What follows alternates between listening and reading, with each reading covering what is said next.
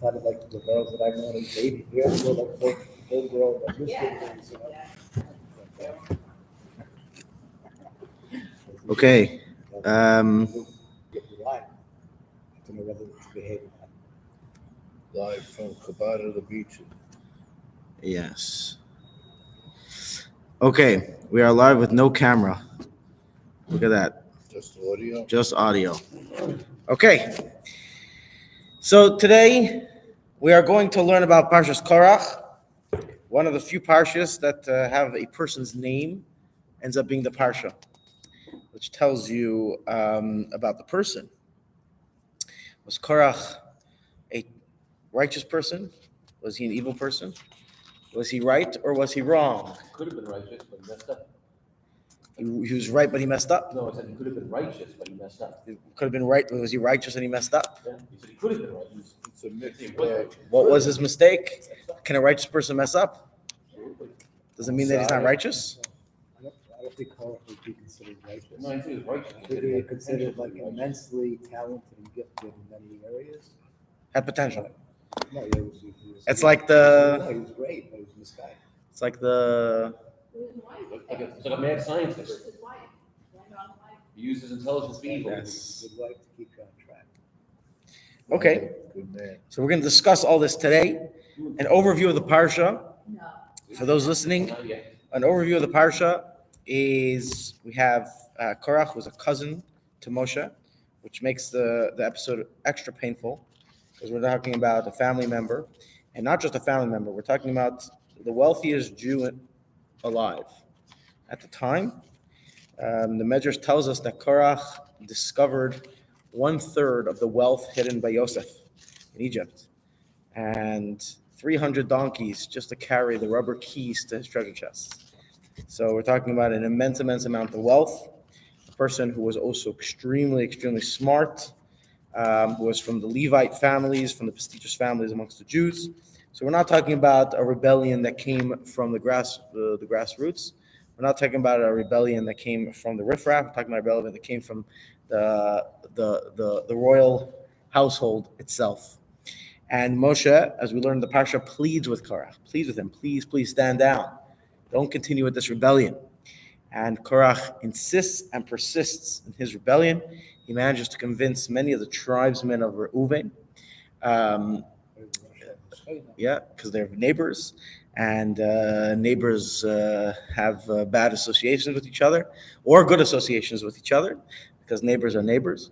And what happens is that Korach leads the rebellion, does not stand down, and they end up going for a test in front of all the Jews, where Moshe says, you, Korach, you want to be in charge, you want to usurp the throne of Aaron to be the high priest, you want to be you want to have the same status as the priest and not just like a Levi. Why don't you do the service of the priest and see what happens?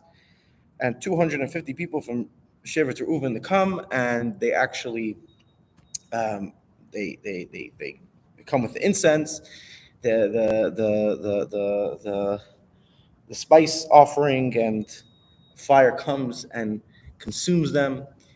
And Korach and his people and his sons get swallowed up by the earth, literally. Then the parsha transitions to another completely separate topic: the laws of the 24 priestly gifts. The Kohanim are the class of Jewish people who are not engaged in business or commerce or agriculture or any other means of livelihood, because they're too busy being the leaders and the teachers, and of course doing the holy service of the Mishkan and the Beis HaMikdash in generations to come. And so Torah sets up the system where all the Jews support this family, support this tribe materially. There's 24 gifts, 24 different items that are given to the Kohanim. And then there's also some items that are given as tax to the Leviim, which is the end of our parsha. And so, to start off, I want to just read the first few verses. The first few verses are going to open up the parsha. The first few verses are going to give us a glimpse into the soul of the parsha. So what this parsha is really all about. Again, what is the goal today? Is to know the parsha better than the rabbi. So we got to know the parsha better than the rabbi. It's impossible. Impossible. So this is going to be the actual argument of Korach. Can you know the parsha better than the rabbi? That's what we're going to learn. Okay. So Chaim Simcha, would you like to read the first 2 verses? No. Enkalippa, it's yours. And Eliezer, I'm going to need a couple of seltzer. Shkayach. You ready? Go ahead. First 2 verses. After the episodes, is that it? Mm-hmm. After the episode of the spies, Korach figuratively betook himself aside, breaking away from Moses' authority. Korach's lineage was impressive. He was Moses' first cousin, the eldest son of Yitzhar, who was the second son of Kihot after Amram, who was in turn the second son of Levi. Korach felt that since the 2 sons of Amram, Moses and Aaron, assumed the highest offices of the people, leader and high priest, he should be the next in line for honor, since he was the son of Amram's next brother in line, Yitzhar. When Moses, acting on God's orders, appointed a son of Uzziel, Amram's youngest brother, to the position of prince of the Kihot clan, Korach was incensed. He led his rebellion with his own sons, together with his neighbors, Dathan and Aviram, the sons of Eliab, and on the son of Pelat.